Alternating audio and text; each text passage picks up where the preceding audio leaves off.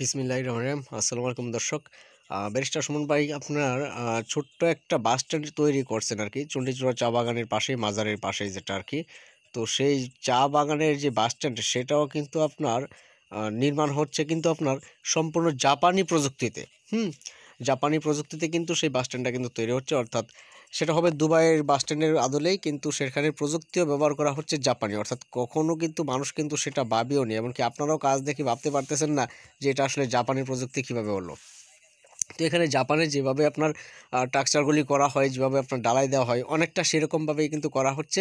এবং সেখানে যে ইট বালু থেকে শুরু করে সব কিছু আপনার তাদের মতো করে, অর্থাৎ ভূমিকম্প থেকে শুরু করে ঝড় বৃষ্টি যাই হোক না কেন, কোনো সময় যেন সেগুলোতে কোনো প্রকার যেন কোনো ক্ষতি না হয়, ঠিক সেভাবেই আর কি।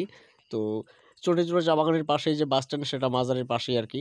তো এই বাস স্ট্যান্ডে ব্যারিস্টার সুমন ভাই কিন্তু অনেক স্বপ্ন নিয়ে মানে এটা করছেন। তো আপনারা অনেকেই বলতে পারেন যে ব্যারিস্টার সুমন ভাই হঠাৎ করে বাস স্ট্যান্ড নিয়ে পড়লো কেন? ভাই, মানুষ যখন কোথাও ঘুরতে যায়, বেড়াতে যায়, ১ম এ কিন্তু বাস স্ট্যান্ডে গিয়েই কিন্তু নামে। আর সেটা যদি আসলে মন মতো না হয়, তাহলে ১ম অবস্থায় কিন্তু মনটা কিন্তু তেতো হয়ে যায়। তো সেই কারণে আজকি ব্যারিস্টার সুমন ভাই যে বাস স্ট্যান্ডটা এখন করতেছেন, প্রত্যেকটা জায়গাতে আরকি সেগুলো যেন একটু মানসম্মত হয়। মানুষ গিয়ে সেখানে নেমেই যেন ১ম দর্শনেই যেন সেখানে ভালো লাগে আরকি। অর্থাৎ শুরুতেই যেন সেটা যেন ভালো লাগে। তো সেই কারণে এটাই চাচ্ছেন যে সেটা একটা পর্যটন এলাকা করতে। পর্যটক আসবে। আ সেটা নিয়ে অনেক কিছু হবে। তো সেই কারণেই ব্যারিস্টার সুমন ভাই কিন্তু আসলে কি ১ম এ কিন্তু বাস স্ট্যান্ডের মানে বাস স্ট্যান্ডের যে কাঠামোগুলো আছে, বাস স্ট্যান্ড বা সিএনজি স্ট্যান্ড, সেগুলো কিন্তু আগে কিন্তু কাজ করছেন। তারপর কিন্তু অন্য কিছু হবে। তো ব্যারিস্টার সুমন ভাই আসলে ক্ষমতায় থাকাকালীন উনি কিন্তু দেখিয়ে দিচ্ছেন যে দেখেন, মানুষ চাইলেই কিন্তু অনেক কিছু সম্ভব। তো ব্যারিস্টার সুমন ভাই আসলে যেভাবে কাজ করতেছেন, সেভাবে আর কিছুদিন কাজ করলে অনেক দূর কিন্তু এগিয়ে যাবেন কিন্তু, কাজের দ্বারা যদি অব্যাহত থাকে আরকি। তো ব্যারিস্টার সুমন ভাই যেন সবাই আসলে দোয়া করবেন। উনি যেন আসলে আমাদের মধ্যে থাকে দীর্ঘদিন, এবং উন্নয়নের যেন উনি যেন আমাদেরকে সবাই সব থেকে যেন আসলে ভালো কিছু একটা দিতে পারে আরকি। তো বাংলার ইতিহাসে এখন পর্যন্ত অনেক এমপি এলো গেল, কিন্তু কেউ কিন্তু উন্নয়নের ছোঁয়া তেমন একটা লাগাতে পারেনি। শুধু মুখেই ফটর, ফটর। কিন্তু ব্যারিস্টার সুমন কিন্তু কাজে কামে কিন্তু দেখিয়ে দিচ্ছে। অর্থাৎ কাম কাজে যেটাকে আমরা বলি আরকি।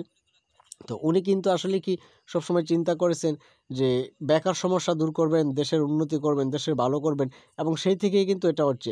দেখেন, সিলেটে যখন আপনার ব্যারিস্টার সুমন ভাইয়ের যে নির্বাচনী এলাকাটা আছে, সেটা যদি একটা পর্যটন কেন্দ্র হয়, তাহলে সেখানে মানুষ বিভিন্ন জায়গা থেকে ঘুরতে আসবে, এবং সেখানে আসলে অনেক মানুষের কর্মসংস্থান সৃষ্টি হবে।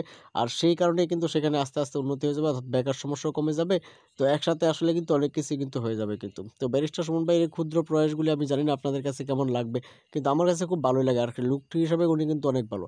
এই বাস স্ট্যান্ডটা কিন্তু আপনার তৈরি হচ্ছে সম্পূর্ণভাবে দুবাইয়ের আদলে তৈরি হবে, এবং সেখানে কিছু জাপানি প্রযুক্তি ব্যবহার করা হবে এই বাস স্ট্যান্ডে আরকি।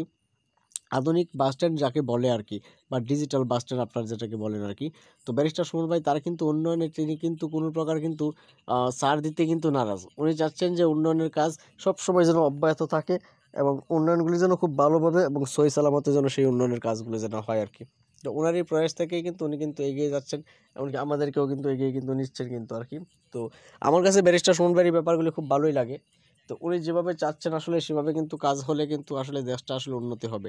আর আস্তে, আস্তে কিন্তু উনাকে আমরা কিন্তু সামনের নির্বাচনে কিন্তু অনেকে কিন্তু মন্ত্রী হিসেবে দেখতে চাই। কেননা উনি একটা মন্ত্রীর পদ পেলে মা সেই পর্যন্ত যেতে পারলে উনি কিন্তু আসলে অনেক উন্নতি করবেন মানুষের আরকি। অনেক ক্ষমতা থাকবে তার হাতে আরকি।